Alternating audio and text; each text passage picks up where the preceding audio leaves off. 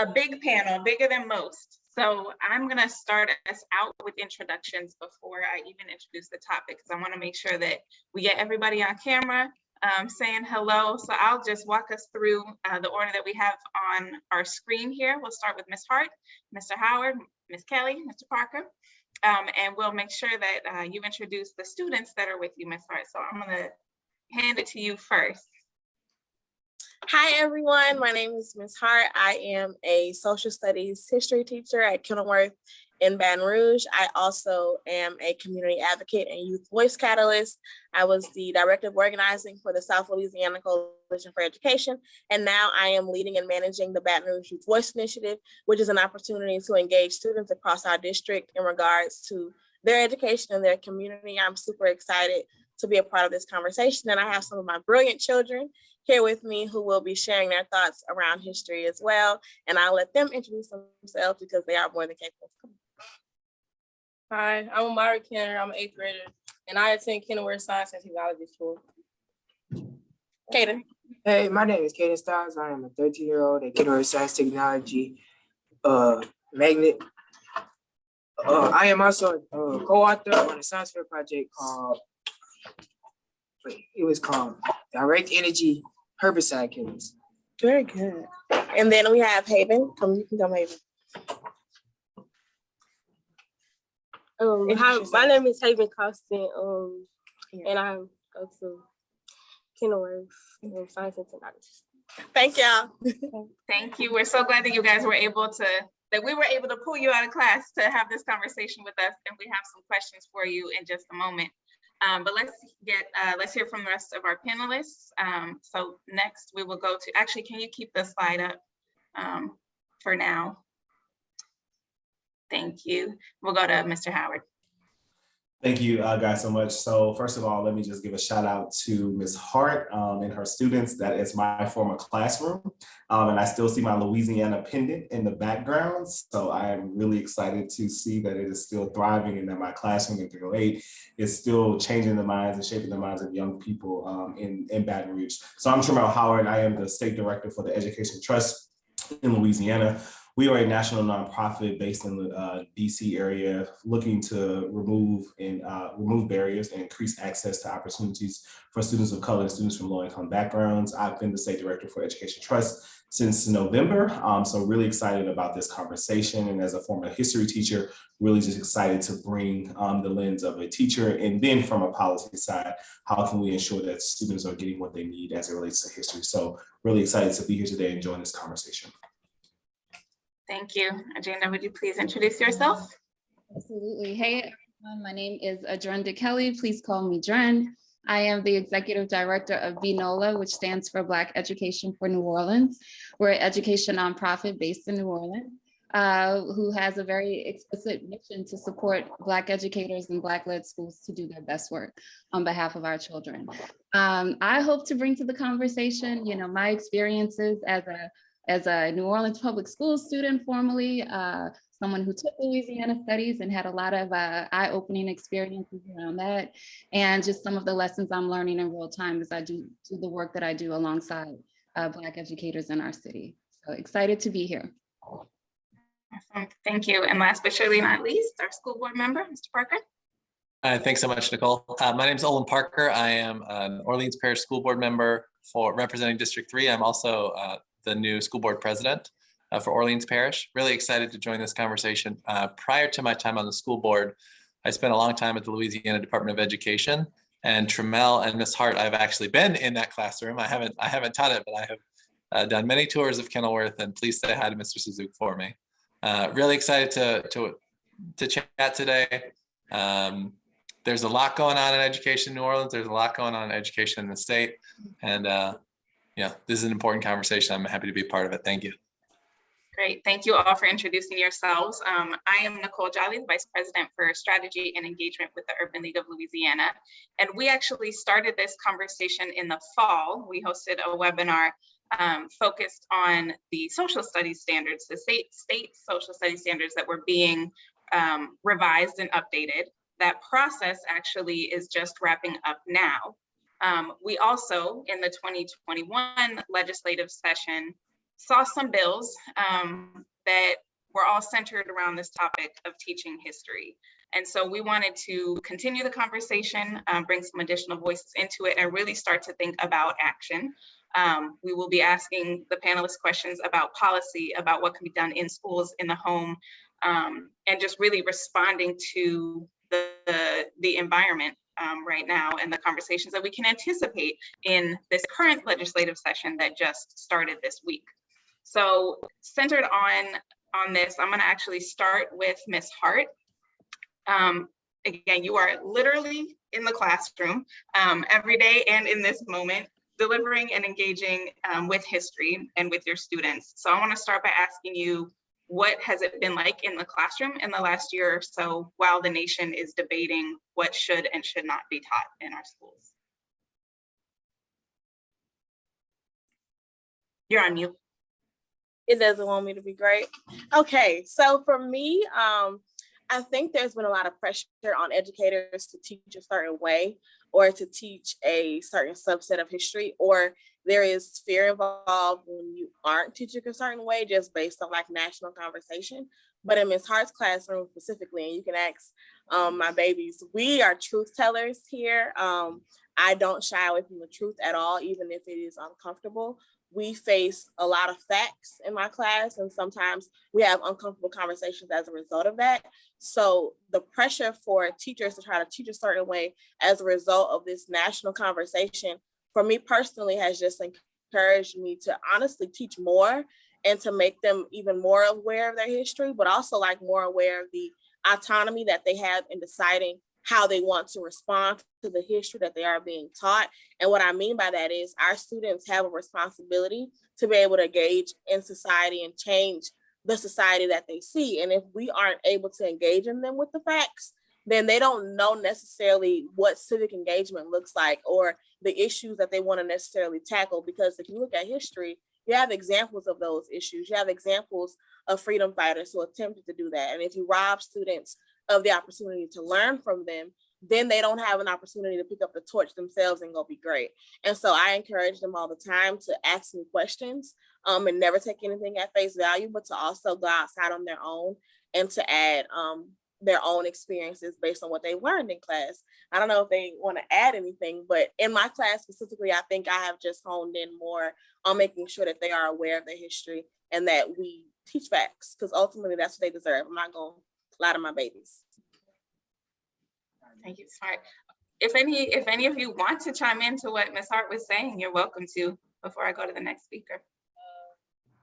Okay, so I wanted to say that this is the first school that like I feel like my history teachers are actually teaching me actually with like the real history and like what's actually true, because my mom used to tell me a lot of stuff about this. And it's like when I was in 5th grade, they was teaching all this stuff about lies, but like when I got to this school, they started telling the truth, like what's actually happening in our history. So I agree with what I said. Appreciate that. All right, we're gonna come back to you all again. But for now, let's go to, and actually, I appreciate the way you connected civic engagement, Ms. Hart, to this topic of how we teach history, right? They are very, very much connected. And a theme kind of across the conference on building power and everything that you just shared about how you, again, teach history. It is about power. It is about civic engagement. It is about how we move forward. So thank you for making that connection. Tramelle, let's go to you. You are both an advocate kind of in your role with the Education Trust, and then you are also a school board member. So as someone who kind of works in the system and outside of the system, what is most important to you on this issue? And what kind of actions are you taking? And maybe it's different actions with different hats, but we'd love to hear about it. Yeah, thank you so much for the question. I think that this conversation, first of all, it's an unfortunate conversation. I think that it's unfortunate because like as a nation, like we should be able to own our past, both good, bad, and indifferent, and how people feel about it. And so I think that we have allowed the loud minority to control the narrative, and that's kind of got us into this place. So I don't believe that overall, like the majority of Americans believe that this is like something that we should be fighting about. I think that the majority of Americans believe that we should be telling the history that we know to learn from it and allow for our students to really critically think about these topics. And so I think that education, we have to figure out what is the purpose that we want education to be. Do we want to train robots, or are we literally training the next leaders of America to critically think about issues by presenting them a set of facts and allowing them to draw their own inferences and conclusions about those facts? And so I wholeheartedly believe when I was in 308, that's what I gave my kids, is like, how do you truly critically think based off of the facts? And we know we can drop a list of facts in this chat right now, and there will be multiple interpretations of those facts depending on your lived experiences. And so I think our students should show up and have an opportunity to have their lived experiences connect with facts that are part of our American history. I think one of the things for me as a school board member, just my mere presence on the board is a part of the conversation. Before I ran for East Baton Rouge Parish School Board, there were no Black males on the board at that time. And so we were 8 years without an African-American voice on the board. So that's how I show up every day.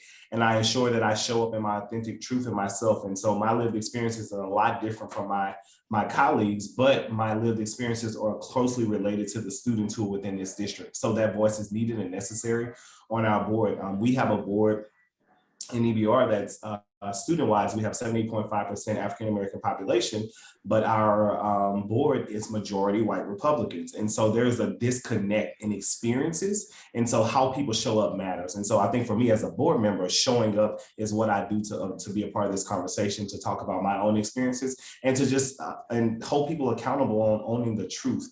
As an advocate with Ed Trust, I think it's the same thing. Like, we specifically call out that we're looking to remove barriers for students of color and students from low-income backgrounds. And so showing up for them also matters in my advocacy space. And representation matters. And these students should be able to see how this history has impacted some of the systems that we still live with that impacts them on the day-to-day. And so we know systemic racism is real, and like the grounds of how society were made were based on a white dominant culture and white privilege. And so we have to just name that, not name it to make white people feel inferior, but name it to make sure that we're learning from where we've been, so that these students, when they show up, they can figure out how to change systems. Because I think we have, and this is the last thing I'll share, I think for so long we have not named what systemic racism is. And so when Black students and Black people show up into this world, people of color show up into this world, and they're having difficulties navigating spaces, they're wondering why. Like, I've done everything you told me to do I went to college, I've got a degree, yet my income is not the same as my white counterparts. Yet I can't get the same kind of mortgage interest rate that my white friends can get. So what is the issue? So I think we have to name the truth about American history so that we can train leaders to effectively change impact and outcomes for the betterment of the entire society. Thanks, Tramelle. There's a lot you said that I want to come back to. One thing in particular right now, though, because I think, we asked Ms. Hart, what has it been like being in the classroom? And you mentioned how different Baton Rouge school board looks now that you're on it. You're also not the only Black man on the board now. You're not the only Black person on the board now. Do you think it feels like a different place? And are you having a different conversation now than before you all were on the school board? Yeah, I think that's one of the things that I've had to be able to do to measure my impact, because it is difficult to change policies as it relates to really changing systems inside of systems. But one of the things that I always hear when I go out into the community and I go out into talking to people about my experience as a board member, they always come back to, if nothing else has changed since you've been on the board, the conversation has changed. And so, like I tell people all the time, like, you plant seeds, not because you're going to be the beneficiary of the fruit, but because one day someone will be the beneficiary of that fruit. So you don't stop planting seeds because you don't see them blossom. You continue to plant seeds so that 10 years from now, there will be a student, there will be a teacher, there will be a school leader who's benefited from some of the seeds that I plant. So I don't think policy-wise, a lot of the things have changed, but conversation-wise, definitely. And I continue to plant seeds so that once I leave this board, that someone will be able to inherit some of those those fruits that I've planted. So that's kind of how I look at, the impact and what happens on the board level. Thanks, Tramelle. I appreciate that. And I bet that sentiment is felt by many of the folks on this panel. Let's go to you, Jen. What is BNOLA's perspective about how we teach history You have advocated for education equity to be central in, specifically in the Orleans Parish School Board superintendent search that is currently underway. But how do you see these issues as connected?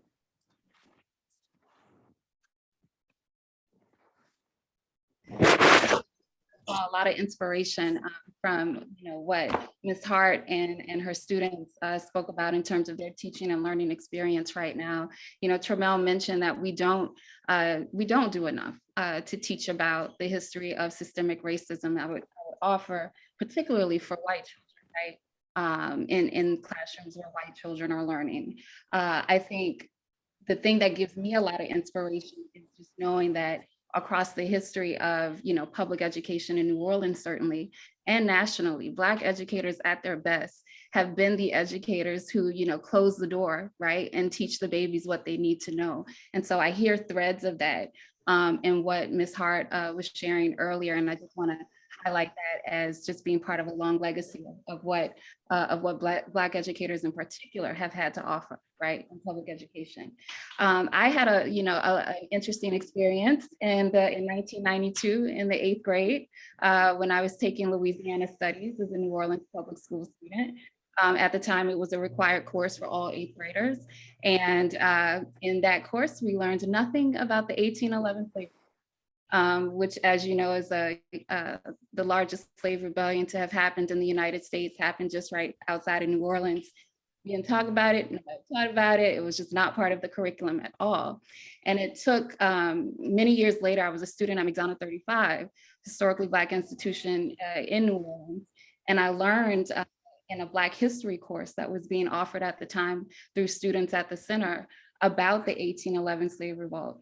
And we learned about sort of how the themes and the influence of that particular history of resistance could help broaden our understanding of other key moments in Louisiana history, like the Louisiana Purchase, the War of 1812, Plessy versus Ferguson, all the way up to what we were dealing with at that particular moment in time in 1996, which was the name change, the possible name change of McDonough 35 to no longer be named after, John McDonough, one of Louisiana's largest slaveholders.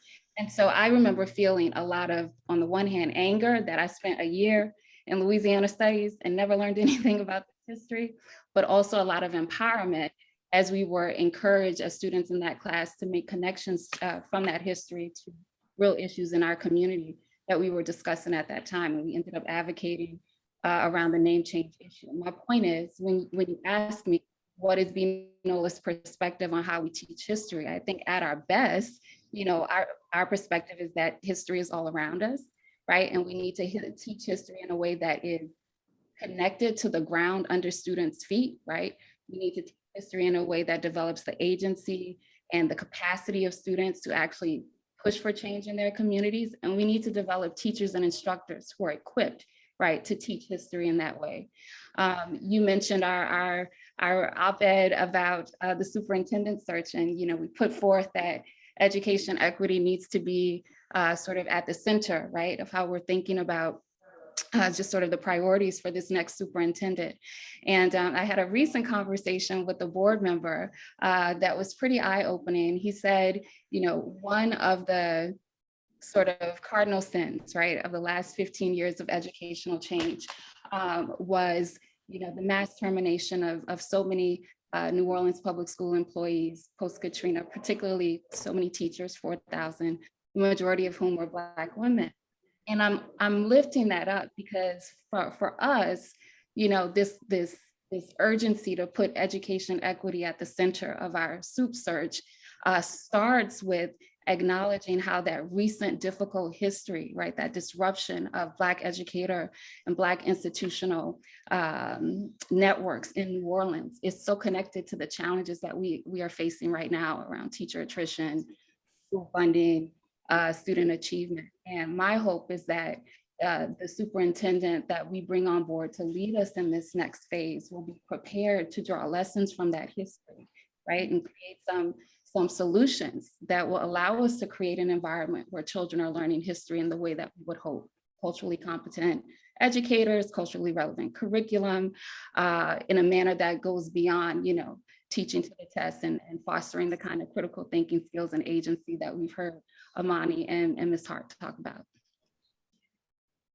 Thank you, Jen. And again, tying in so many of the themes that we're hearing from everyone, right? How we teach history isn't actually just for the students. It also impacts the adults, the decisions that we are making as we move through life as decision makers, and eventually some of us gatekeepers. So I'm glad to be making that connection, and how important, again, our knowledge of history is over a lifetime.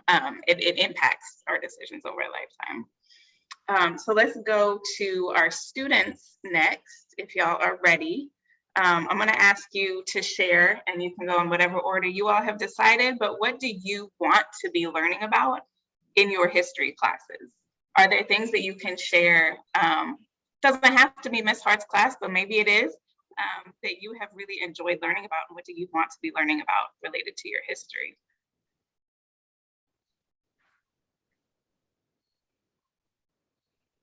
Give you a second to unmute.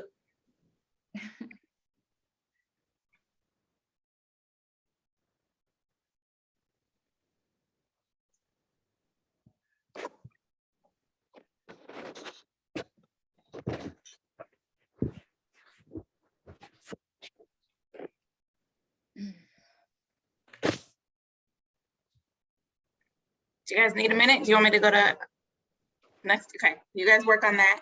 And we'll go to you, Mr. Parker. As a school board president, how are you thinking about and responding to statewide and local conversations about how what history is being taught, and what can specifically school boards do in your role? What kind of authority do you have on this conversation? Thank you for that question, Nicole. I want to, before I answer it though, I want to go back to something that Tramelle said, which I think was really powerful in talking about how people show up matters. And I carry that with me in my role as a school board member as well. Like, I need to come to my role recognizing my perspective and my privilege, acknowledging that privilege in not only how I vote, but also in what my priorities are on the board, what I'm communicating to different audiences that I have access to because of my privilege. And also, what questions I ask as a board member from the dais, or what contracts that I sign as a board president. It sends a different signal, and it means something different to the administration of a school system if I am the one asking about whether or not a facilities project had enough disadvantaged business enterprise engagement. It matters if that is a message coming from all members of the board and not just a certain number of board members or a certain sector of board members. So Tramelle, I just wanted to point out, I really appreciated your point there, and feel very similarly. Different perspectives or different backgrounds, but I think same idea about how you show up matters. Nicole, to your question, we and Tramelle, I'm sure you have thoughts on this as well. We as a board have a lot of different ways to respond to the statewide conversations about how history is taught. We have a set of legislative priorities that we as a board vote on. We have a legislative affairs committee. We have lobbyists that we send to Baton Rouge to advocate on behalf of the district and the students of Orleans Parish. So that is the formal way in which we do it. Kind of in practice, what you will often see from our board, recognizing that we are not always in agreement with what's going on in Baton Rouge, we will sometimes pass our own resolutions as well to signal to the students and the educators and the families of Orleans Parish what our values are. The most kind of prescient example in my mind right now is about the rash of anti-trans legislation that is coming forth from Baton Rouge. And our board will have a resolution at this next meeting condemning that anti-trans legislation. And I could easily see us doing something very similar regarding the new history standards. So even though it doesn't have a formal impact, it is a message to our students and to our educators and to our charter operators what our values are as a district. And then I think locally, how we're responding to that conversation locally, we have a unique relationship with our schools in that we don't choose the curriculum. The charter schools in town choose their own curricula. And thankfully, in the last few years, our operators have had a lot greater focus on equity than they have in the past. And so I think what our role as a board is, and this goes back to one of Drin's points, is making sure that we are incentivizing our schools and incentivizing our school operators to ensure that they have Black and brown folks on the board, Black and brown folks at the C level, Black and brown folks leading schools, because we know that has an impact on who's in the classroom and what is being taught. I think there's some great stuff going on in Orleans Parish about history. Like I've been in history classes at Living School or Franklin or 35, and there's some really tremendous stuff being taught, but there's a lot that's not. And that's something that's on my mind. You ready to go? Oh, come on. I'm not asleep. I'm logged into the rest of the Well, interruption. I actually want to give Tramelle a second if there was anything you would want to add about the role of the school board, and then we're going to go to our students, and then I'm going to come back to you, Drin, about some of the following up on some of the comments that Mr. Parker made. No, I agree a lot with what Olin said as it relates to like how school boards show up, and like we also have similar stance as it relates to legislation and what's going on as a collective body. I think that the real issue though, like with the CRT work, is that like for me in this moment, in order to meet the moments, you have to pick a side. And so like you can't say that I am like you're either racist or anti-racist, and you have to show up in that form. And so like if you're not going to be anti-racist, then you are being an enabler of people who are dealing with racist practices. And so like there's long gone the days where you have to like say, oh, I'm just going to be silent on this issue. Like if you're not showing up as an anti-racist, you're enabling people who are believing in racist practices and teaching practices. And so like I think that that's just something that we have to own, and it's hard for a collective body sometimes to want to go that far and owning it in this moment. But I think that it's a reality of where we are. And I mean, I think that to my point earlier, it's like you're not trying to make folks inferior, but like how can we ensure that people are showing up to ensure that the people who we represent in EBR, 78.5% of Black students, are represented in a way that they have education as an opportunity to save their life. I'm a firm believer that education saved my life. And so we have to show up in this moment in order to meet this moment to ensure that students are getting what they need out of education. And so, yeah, we have those same kind of things happening. And it's difficult to get 9 folks to be able to take that kind of a stance. But, you know, as an individual board member, if sometimes I have to stand alone on those issues, then that's just how I have to do it. But I'm firm in the fact that we cannot support any legislation that is looking to demean or misrepresent the folks that look like the students we serve in our school district. And we'll come back to talking about specific legislation too, but I want to bring in our students, and I'll ask the question again in case we all forgot. We want to hear from you about what you want to be learning in your history classes. Or are there things you have learned that are sticking with you? Okay, so, well, some things I've already learned, but I want to learn more about. But one thing I have learned I want to know more about is the major impacts that major arguments and wars had on Louisiana and its government. Mm-hmm.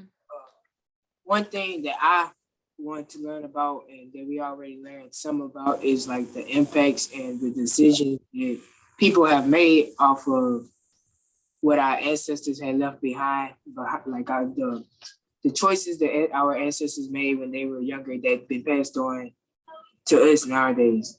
I also want to learn more about the decisions we make because of racism nowadays, and if we could make or find a better way to get rid of all racism. I want to learn more about like basically what he said, like more about what decisions was made back then that impact how we are now, how like racism and things like that is now. Like I want to learn more about it. Yeah. Do you have any response to that, Ms. Hart? Otherwise, I have a second question for them. No, we can do a second question. Awesome. So I'm wondering, are there things that you do or ways that you try to learn about history on your own?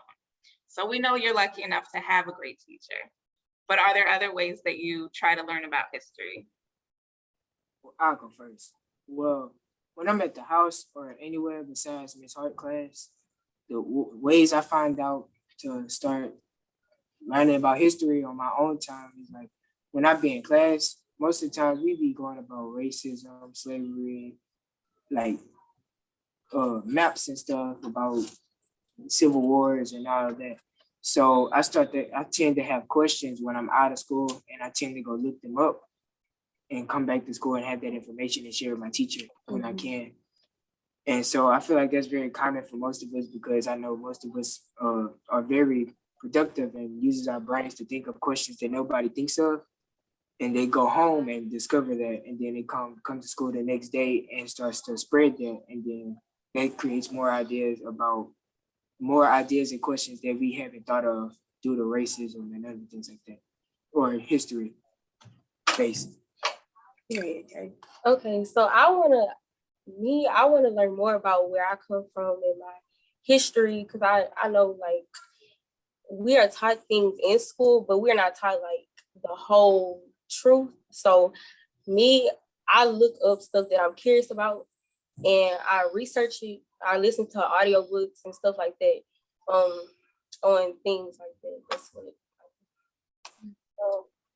For me, one way that I learn more about history outside of school is sometimes it is in school. I ask questions to either Ms. Moncrief or Ms. Hart, like one of my teachers, or I would ask my mom, or sometimes I would tell my mom about what I learned about in school, and she would tell me more about history that I didn't know about, and mom informed about a lot of stuff. And like once mom tell me like one thing, and sometimes it sticks with me, it's something that I look up and I learn, like I research it on my own time. So I'm gonna ask a follow-up. It's okay if you don't have an answer since we didn't send you this one in advance, but every single one of you talked about how you go and do your own research based on what you are learning in the classroom or something you hear about. How do you know? And this is something we all get better with in time, but how do you do your research to be confident that what you are learning is the truth? All of our panelists have talked about let's learn a truthful history. So I'm curious if any of you have an answer to that, and then any of our other panelists can jump in on that too. I think they should have an answer to that because we've talked about that multiple times. Can you repeat it? Yeah, so when you're doing your research, when you're learning more about these history topics, how do you know that what you're learning is the truth? It is not a bias, source. Okay, so me personally, I don't just go off one thing that I research. Like I research a lot about it and look for what's the most accurate. Or yeah, that's. I'm depending on what she said. I tend to go look at multiple different sources, and if I find multiple sources and they tend to have the same kind of info, I tend to go with this thing. Well, not thing. I tend to go with this certain piece of evidence because it's giving me basically the same thing. So if you relate on multiple sources instead of one source that's different from these multiple sources, then you're most likely this one source is biased, because if it's only one source, then that means that this is based on, it's an opinion of what somebody else thinks. If there are multiple sources, then that means that it's not just this one person depending on this, it's multiple different people around the world and teachers like Ms. Hart, social studies teachers, and other information that we could get, that we obtained from our ancestors back then. I feel as though I could also go off my own knowledge. Like if I know like a little about something and then I research it, and then like when I research it, I could like probably see if it's like true or not. Like it's probably like sometimes it'd be like common sense if it's true. Like go off your own knowledge basically. I got one more thing to say. Go ahead, Go Kate. ahead. I also tend to pick up what we learn in class and what we learn on the articles too. Because if we learn about the same thing, like if I have a question, say for example, what made, which we already know, what made the civil, who started the Civil War, which we already know this. So then if I ain't know this, I would have went home, boom. After we got done watching the movie, if we was watching the movie or reading a source, I would have went home, looked up more sources, and depended on the sources and the video we seen or article we read, and just put it together if it's the same kind of information or details that I need. And I love that question, Nicole, because these are researchers. Like they'll come in during breakfast and ask me, especially Haven, will ask me all kinds of questions. And I always ask them, how do you know that? Where did you get it from? Did you listen to TikTok? Have you been listening to TikTok? And so I always ask them, what sources are these folks using? Because they know if it's bias associated with the source or who is the person that wrote the source can really help you understand what point of view that historian is coming from. And so with that, they become super inquisitive to challenge, like, how do we know that this is facts and accurate? And even sometimes sources I give them, they're like, okay, I'm gonna go look that up, and they'll come back with more information. And it does cause more discussion. They're super inquisitive, super inquisitive. I was just gonna say that. And then, like she said earlier, we always tell each other the truth. We don't ever go lie to each other and be like, oh, this is that. We always tend to make sure it's true, or tend to, if it's not true, we'll say it's not true before we say what we have to say, just in case it might be true and we're just depending on what we think. This is at the heart, right? This is really at the heart of how we teach history, right? It's understanding your sources, and that is one thing that will take you far. And you will continue to use that skill for a long time. So I'm so glad to hear that's your response. I'm curious if any of the other panelists either want to add to that, respond to what the students shared, or have your own response. No, I first want to just acknowledge that this is exactly, in this moment, this is exactly why we teach kids like the importance of critically thinking and being able to challenge. And I think one of the things, like growing up, it was like a crime, especially in my house, to ask the question of why, because what I say is goes. And so to see students, because of their education, have the ability to ask questions like why, and understand primary sourcing and understand like facts, but also be critical thinkers, I think it's powerful. And the important, I think their story is the reason that we fight so hard to give folks the actual truth about what happened in our history and allow for students to critically think about those issues so that they can change the makeup of our world. Like, I mean, you know, it's beautiful to see. And so like just having that voice present on this panel is just like a necessary, that their voices should be a part of all panels and all conversations as we think about the students, because often as adults, we get away from the core mission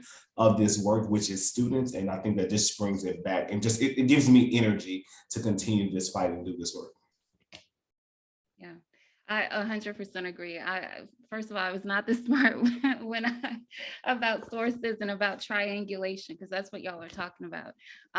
You know, when I was, you know, your age, I'll say this. I think what y'all are talking about in terms of how you're drawing on sources, how you're many different kinds of sources, how you're talking to family members, how you're watching movies, tapping into your own knowledge, right? There are things that you bring to the table that you know to be true, and you're trying to create context around that wisdom.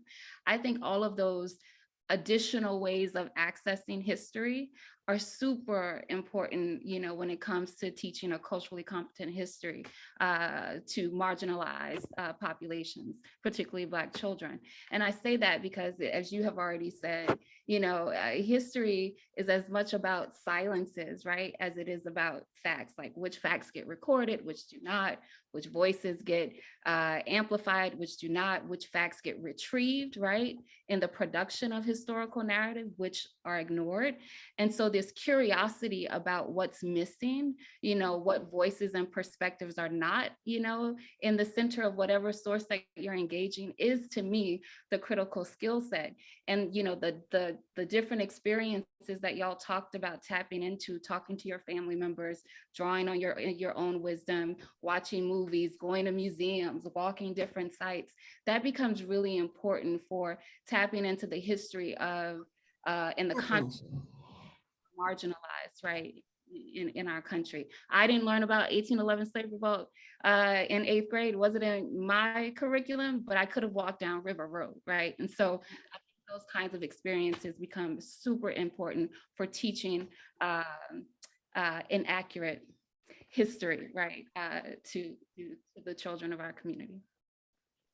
Thank you so much for being with us today. Look, I was going to give you the opportunity to ask us questions, but it sounds like we don't have time for that. So we're going to thank you all. I know you got to get back to class, but I know on behalf of all of us, thank you for joining us for the panel today. And we're excited to see what you all do. They said they want to come back another time. You heard it here first. They're coming back. Thank you. Thank you guys so much. Man, I really wanted to see what your questions for us would be. So we will have to have a part 2 where they will lead the discussion. I'll get back to you on that. So I want to get back to policy then. So I opened this up by kind of reminding us of some policy and legislation that came up in 2021.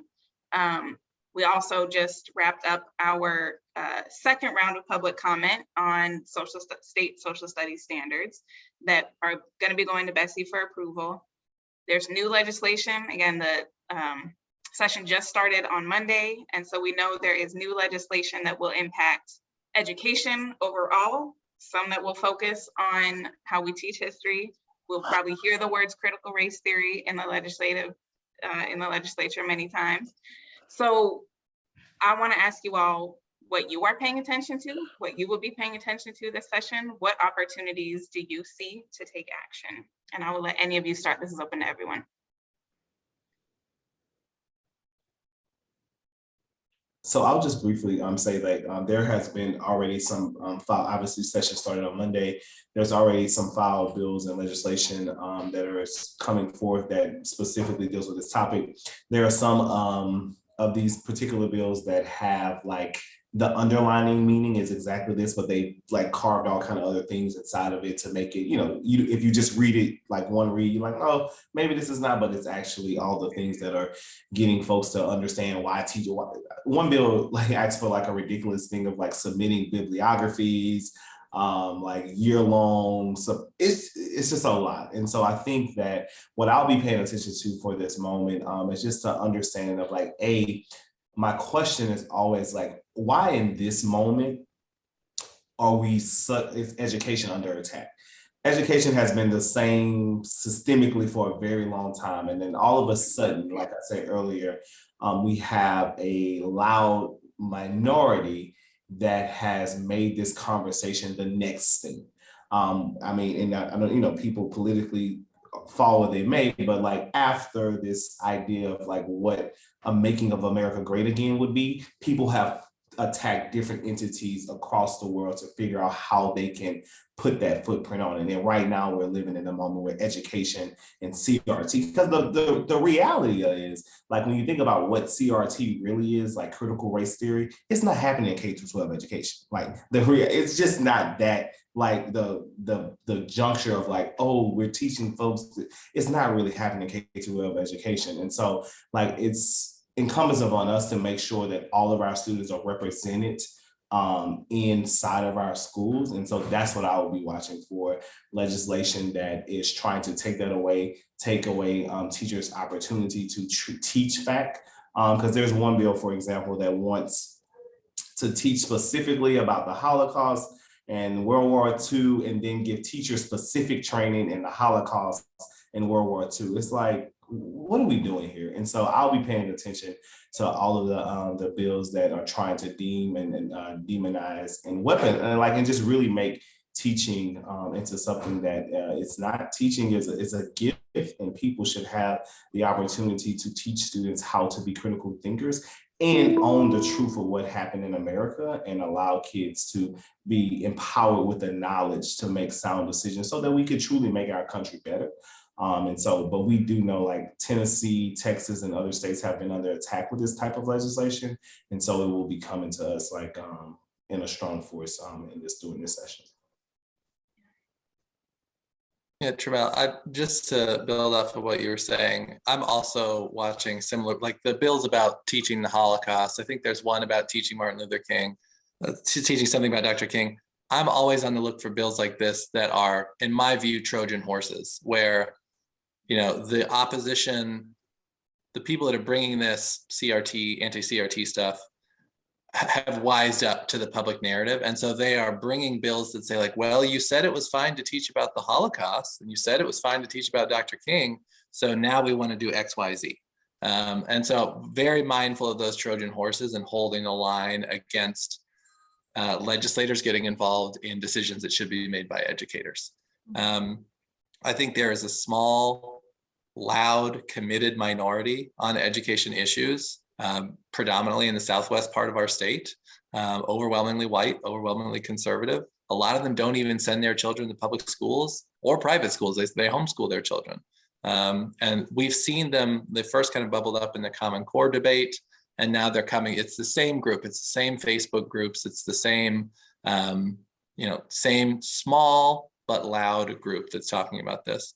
And then the other thing that is on my mind right now is, I made that point. Legislators are not educators for the vast majority of people in the legislature. They're not educators, and it's no more clear than in the bill that talks about teachers having to provide their lesson plans for the entirety of the year at the very start. Like Tramelle's laughing, he's a teacher.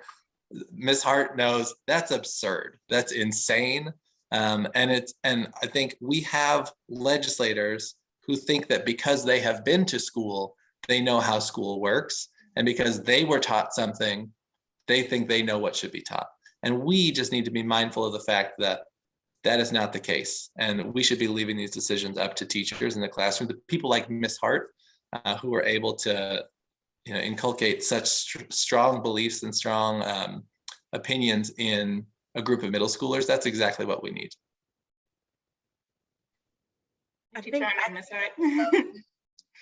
It's absolutely ridiculous to even assume that a teacher will give you lesson plans for the school year. First off, teaching is based on like your students. You never know what a student will need to go over if you have to redo something. So that will be just fluff. And you have like scope and sequences and things that are already in place that give you an understanding of the work of the school year, which is for me, like paying attention to bills that show that people truly don't have a footprint into the classroom and like what is happening in education. You actually really don't understand what it takes to even run like a lesson or a curriculum, because if you want an understanding of what a child is being taught, those things can be provided. Like we have those things without having to go so extreme in being able to really micromanage what's happening within the classroom, because it's just really about controlling the narrative. And I think it's unfair to the children, because what then you create is teachers who don't want to be there. And when a teacher doesn't want to be there, a child is then affected. And ultimately, that's why we're here. So I see it's very unfortunate that our legislators who have put that forth don't really understand the impact that bills like that will have on the teaching profession. And maybe even good teachers who will leave the profession because of the many just strenuous nuances that we are like deciding to create. And then also, I'm paying attention to a lot of bills in regards to like how students are being treated. So if we have like the anti-trans bills, for example, I had a student ask me last week, Ms. Hart, am I not allowed to play football? I mean, I don't identify as trans, but when I go to ninth grade, they have a flag football team. Does that mean that I can't try out? And she's an 8th grader, doesn't identify as trans, but has heard of the bill and is trying to figure out like what that means for her future. And so what that tells me is, even if we think that our students aren't paying attention, which bothers me so much, they really are. And what narrative as a state are we sending our students to say, if you identify a certain way, then you are being marginalized from being able to do this? It doesn't make our students want to stay here. It doesn't make them want to live here. It doesn't make them want to be functioning, beautiful citizens of Louisiana. They're going to take their skill set and go somewhere else. And so our legislators are always talking about how they want to uplift and like change the scope of our state and improve our state, but you can't do that when you are consistently badgering towards a certain group of students who could really grow up to be great members of society. And it's unfortunate because I've been trying to explain to them what they can do, that the bill last year didn't pass, but there are bills this year that are coming back up, and it creates fear within the students, but it also creates a fire. My goal is to always create the fire. My fear is that in other places that fear resides and then that fire is not ignited. And so my hope is that in all classrooms, that fire is ignited and not fear. And that even as a people, we stop letting fear lead us and instead let the change that we want to see be the push that we have to further create the world that we live in. I feel like we need to end on that, but we're not done yet, so I won't. But but that was just, I mean, that gave me chills. I think that applies to so many aspects of life, not leading with fear. So thank you, Ms. Hart. I do want to give you a chance, Dren, to lean in on the policy question, and then I'm going to close us out with we'll do like a short answer for our last question. Sure. I don't, this won't take long because I don't have much to add. I share the sentiments of everybody else in terms of, you know, what folks have their eye on, where the concerns are. I think anything that makes, you know, teaching more onerous for educators is a flag for me. It's not like we have an overabundance of, you know, teacher supply in terms of our pipeline, and these bills that require lessons plans to be shared so far ahead in advance, and, you know, publication of bibliographies make absolutely no sense and concern me from the perspective of keeping good talent, you know, in the classroom. The only other thing I'll say about, you know, just sort of what's on my mind, I think, you know, I try not to roll my eyes too hard, like this, you know, all of this effort that we're seeing legislatively to, you know, make CRT the boogeyman, because it's not about education. It's not about the quality of teaching and learning, as we know. It's about ginning up, you know, a conservative base, you know, to create some noise, donate some money, and just be really loud. It's a deflection from the real issues. And so I get really annoyed, right, by the success of the deflection. That being said, you know, I'm always attentive, you know, these positions, these anti-CRT positions, if you trace the ideology, yes, it's coming from a conservative sort of base, but also libertarian, right? Some libertarian principles, right? Sort of underlying, you know, some of the anti-CRT sentiment.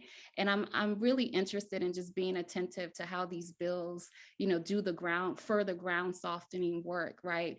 To destabilize public funding out of public education. So that's just something that's constantly on my mind. I think, you know, everything that the folks said, other panelists said about the particular concerns that we have this legislative session, I also share. Mm-hmm. Thank you for that. And I'm going to actually try to pull a link to the webinar that we held in the fall, where we really dug into what critical race theory is. Ms. Hart was on that panel too, and I'll try to drop that in the chat while we're doing our last questions. So I'm going to end on, you know, we asked the students where else they learn about history, and so I want to end on a question, you know, for each of you, if you can each give a quick response. If students do not have the opportunity to learn a full and complete history in the classroom, what else can we do outside of the classroom? I love that question. Can I start? Absolutely. So if y'all haven't heard, I love the babies, and I really believe that they have the potential to really be like the greatest things in the world. And if we give them the tools, they can really go forth and be great. And so in my organizing work, I'm consistently trying to inspire them. And so what I would love to see is organizations take the mantle in supplying students with civic engagement and the context behind not just what it means to be an organizer, but like the historical aspect of that could be like training series.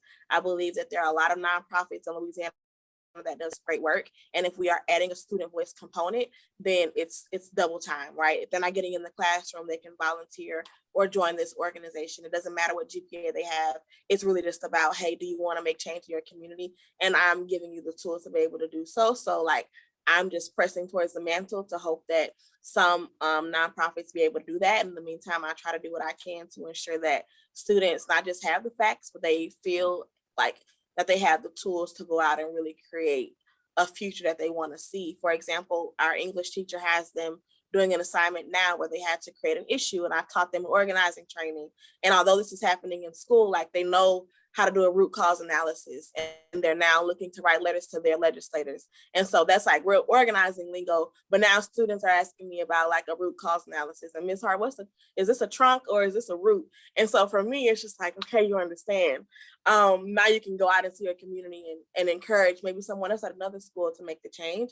So I'm just looking for organizations to find aspects or funding specifically where they can get students to really get impassioned about their community and sustain them, because what we don't want to do is get students excited and not have like the trajectory to have it move forward. So just looking for opportunities where students can be involved outside of the classroom, especially if the kind of nuance that we have right now continues. The fact that we will have children coming into high school understanding root cause analysis. I have taught root cause analysis to adults, and I am just thrilled to even hear that that is happening. I love it. Who would like to give their response next? I'll go, and I'll just briefly add that 308 is a powerful place. So it's just so wonderful to see all of that beauty still coming out of that classroom. It really is. If you haven't had a chance to visit that hallway on the 8th grade hallway at Kenilworth, check it out. I'm really just so proud. I'm just in awe at all of the things that are still happening there. But yeah, so to Ms. Hart's point, I think that we have to get past the notion that education stops once a kid leaves a brick and mortar building. Education is a collective community job, and so it's not just what's happening inside of school buildings. So there are just, to Ms. Hart's points, community organizations, doing things to equip kids with knowledge, to equip families with knowledge, to equip just people with knowledge. And I think social media, as for all of its wrongs, like, it is a powerful place to make quick, direct impact on kids, because they're always on it, they're always utilizing it. And so how do we using social media to engage some of this work and some of the things that students are equipped to know about, like history and about all of the things. And to Ms. Hart's also point, like, we will be launching a student leadership academy that's going to do exactly that. Students will have 10 and 12 sessions to particularly learn about all of the things that impacts their day-to-day education. And so I'll send you, Nicole, more information about that once it's available. But I think it's just the ownership of this is just on all of us. Every opportunity, and I think the old saying is that it takes a village, and it really does take a village to make sure that children are equipped with what they need to know. And again, showing up, we have to, as the adults who are advocating on that behalf, show up in ways that we know is authentic to the truth that we know our students are living in. And so as a Black male showing up into some of these spaces with braids, today I have twists, I have tattoos, like all of those things, like sometimes people look at that as like a thing, but like in actuality, my most powerful moment as a leader in this community is when a parent emailed me about coming to a board meeting, and her son saw my hair and he was like, "Mom, I too can do that." So representation still matters, and we have to make sure that we're not watering down our truth to fit into some society or some societal norms that are not true to the culture that we serve. And so just making sure that we continue to show up. And even if you're not a Black male with braids or twists, like showing up in a way and getting the knowledge that you need to deliver a message to your group and to your base. And so like I encourage people to keep showing up. It gets hard, it gets challenging, but we have to make sure that we show up. Mm-hmm. We spend a lot of time at NOLA trying to honor, recognize, acknowledge, learn from, study, our Black education history in New Orleans. And that effort, it's not just about like symbolic gestures to the past, right? It's because we recognize that history offers us an archive of like pedagogy, strategy, ideas, right? For all of the challenges that are in front of us. And so I'm saying that because again, students at the center, I lift that name up. That was the program that was offered me as a student in New Orleans, some of my most eye-opening learning experiences. It's a program that incorporates and does many of the things that Ms. Hart is currently doing in her classroom. And I remember that one of the mantras of SAC was, start with what you know to learn what you don't know, start with where you're at to get where you want to go. And so I'm hearkening back, I think it was Hayden who said, she made some points about, you know, she studies history. She expands what she's learning about history by tapping into her own wisdom. And I'm mentioning that in reference to SAC because we learned that history is all around us. There are things I know, there are things that I can ask my mother, my grandmother, my neighbor, you know, so on and so forth. And those testimonies are also part of the process, right, of triangulating and understanding our history. So I think encouraging students to tap into their own wisdom, to tap into their own family knowledges is another way, right, to make sure that folks are accessing history outside of the classroom. Yeah, you know, like with the other questions, in large agreement with you know, all panelists on this. One thing that I'm thinking about as we leave here, Nicole and Ms. Hart, after speaking with your students or hearing from your students, is you know, the original goal of the steering committee on these standards, one of the 5 goals was to provide students with opportunities to utilize strong critical thinking skills to evaluate and synthesize information. You know, that's obviously happening in Ms. Hart's class. It's happening in a lot of classrooms. But kind of moving beyond the history classroom, I think we need to be thinking about how we are creating critical thinkers in their ELA classrooms, or how we're creating critical thinkers in their science classrooms, and just graduating students who are questioning everything all of the time, because that will, you know, it will make them better citizens. It will make them, you know, it will just enlighten their world. We want to graduate inquisitive students. We want students that say, like, in these new standards, why is there nothing on the post-Civil War race massacres in Louisiana? We want them to ask questions that are of information that is presented to them, just like Ms. Hart was. And so how I approach that as a policymaker is making sure that, you know, obviously we want to create an environment where students have enriching after school opportunities, or a strong relationship between schools and the public library, or schools and all of these organizations, like the ones that Dren mentioned, that can uplift students, can further their education. But also, what am I doing as a policymaker to bring students in to these decisions? Whether it was the facilities renaming initiative or our current superintendent search, unequivocally, the best things that we have done is to bring students into the process and to give them a seat at the table and to truly listen to them. And so that is what I'm always mindful of moving forward, is how are we incorporating students, not only, you know, listening to them on panels, but how are we actually meaningfully including them in the decisions that most affect them. And so that's something that I'm taking away from this panel, and we'll continue to try to live as a board member. Thank you. We are at time, so that was a great closing question. And I want to thank each of you so much for giving your time today. This was absolutely the conversation I was hoping it would be. For those of you who want to go back and watch the previous webinar, please do. This one will also be on our YouTube at some point in the near future. So thank you all for what you do every day. Thank you all for being champions of this work. Let's all keep paying attention to the legislative session, and hopefully we will see you all back on another occasion. Thank you all so much. Thank you. Have a great day. And we will welcome the next group of panelists that will be starting in just a couple of minutes.